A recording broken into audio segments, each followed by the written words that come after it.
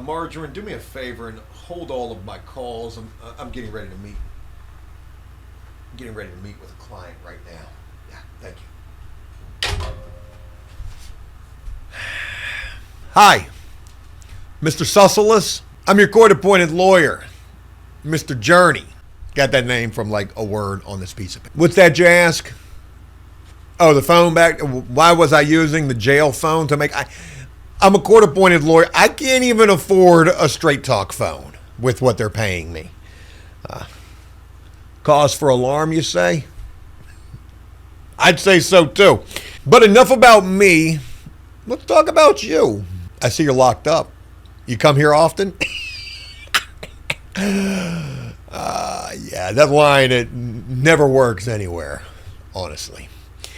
All right, yeah, I'm looking at your case right here, your motion of discovery, and you're locked up for a laundry list of pretty severe charges. Right.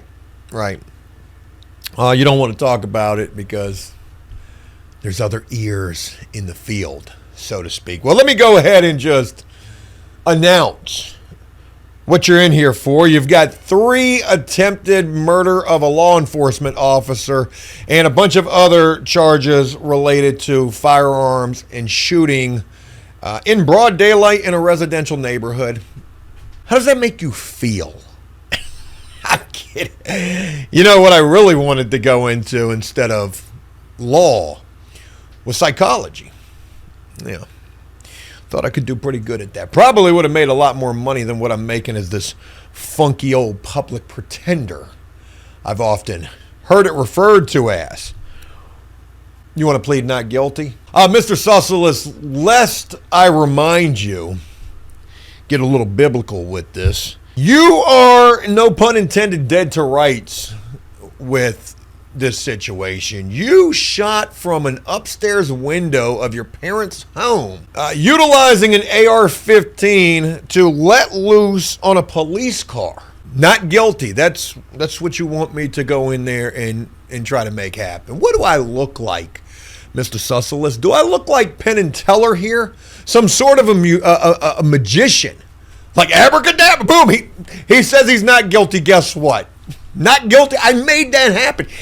If I could make that happen for you, Mr. Susselis, I'd be Jose Baez up in this money. You know who he is, right? The criminal defense lawyer who helped Casey Anthony beat her case. I get a little tinge of jealousy when I think of people to the likes of him. Johnny Cochran. Yeah, the big shots. Yeah, look, as your legal counsel, it is my obligation to inform you that not guilty, it's not going to happen. And also for you, the best that we're going to be able to do here is hope, pray, get biblical with this for some sort of a miracle in the courtroom that the prosecution is going to offer you a plea deal, which, given the fact that you fired over 100 rounds from an AR-15 at a police car with a police officer sitting in it from 4 houses down in broad daylight on a beautiful Sunday afternoon in a residential neighborhood, Mr. Susselis, I'm going to be the first to tell you, I don't think they're going to be coming at you with much of a plea deal. I know. It's a lot to process. Oh, really? You want to plea? You want to try to go for an insanity plea? How long you been in the jail? Just a couple of days. Have you had an opportunity to make commissary yet? You have. You buy any soap? Honey buns. No soap? Mr. Susselis, I need to let you know, look, I'm not a prison consultant. I mean, I guess I kind of am. And you may even find better legal advice from a jailhouse lawyer.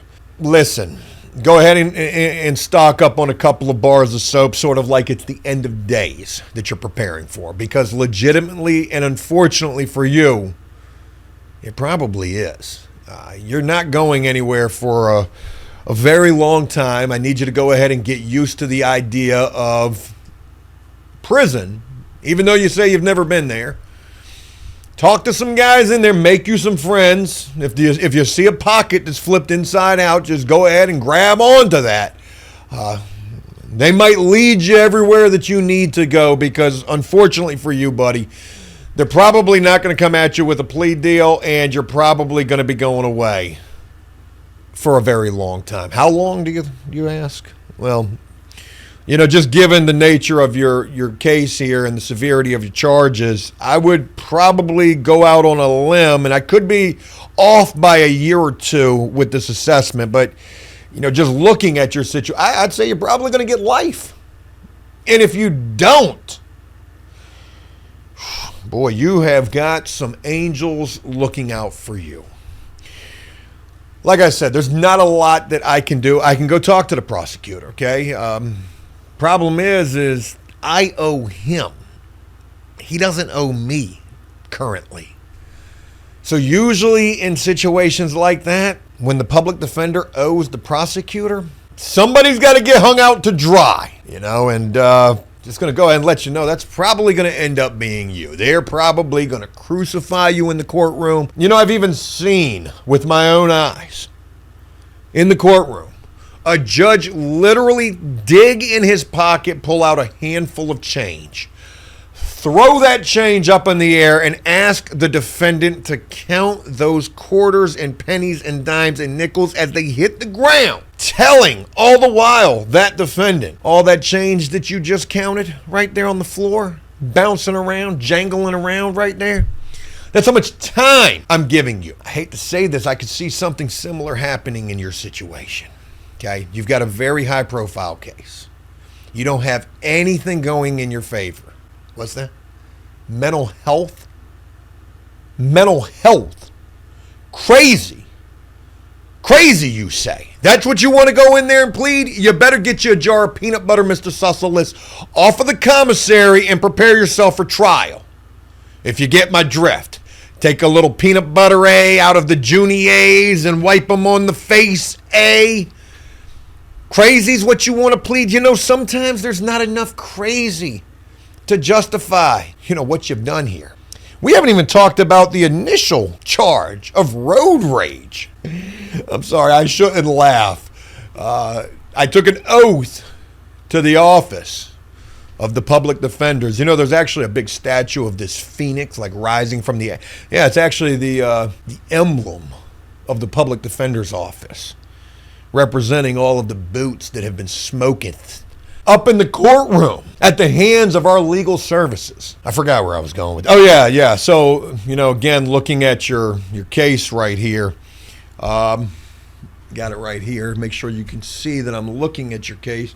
Yeah, so it says right here that the police were trying to investigate a road rage incident, and they came to your neighborhood. I guess you shot at another car on the interstate. I'm trying to make it so that I can bring my phone back here and actually record the reactions of my defendants as we talk about the stupid shit that they do that lands them in a situation just like where you are right now, Mr. Susselis. It could be an amazing TikTok. I truly feel like it could be. Police were investigating a road rage incident where shots were fired from one vehicle to another.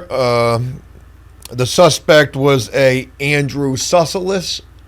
They came into the neighborhood where Mr. Susselis resides at, and shortly after entering the neighborhood and talking with a neighbor, shots began ringing out from a few houses away, and over 100 bullets struck a police car. That's what you did. Ask yourself, Andrew, if I could call you that, what would you do if you were the judge in this case? Dude, you're going to have the entire police department at your trial. And if you get anything less than life, it's going to be because you've done some hellacious favors in the jail. There's nothing that I'm going to be able to do for you as your public defender to help you in this matter, but I can advise you that there are some things that you could do to potentially help yourself. First being acquire a jar of peanut butter, smear it all over your face when we go to trial, play crazy. Might work, probably won't, but it's worth a try. At this point, there's nothing really that's off the table if you're trying to avoid the life sentence that you're facing. Next thing that you could do, try to get some information on any and everybody that you can up in the cell block with you. Become a jailhouse rat. I don't usually advise this, and I usually advise keeping your mouth shut. Go in there, talk about your case to everybody. You have absolutely nothing to lose.